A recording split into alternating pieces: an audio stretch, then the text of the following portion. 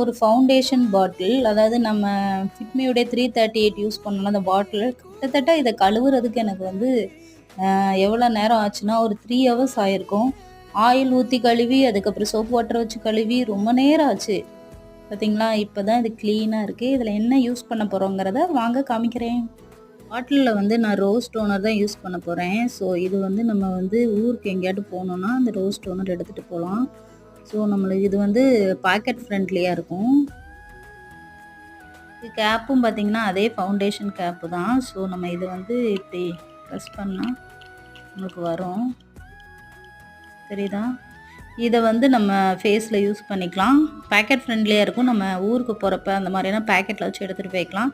இந்த மாரி ஃபவுண்டேஷன் இதெல்லாம் ரொம்ப நல்லாயிருக்கும் பாட்டில்லாம். ஸோ இதெல்லாம் வேஸ்ட் பண்ணிறாதீங்க.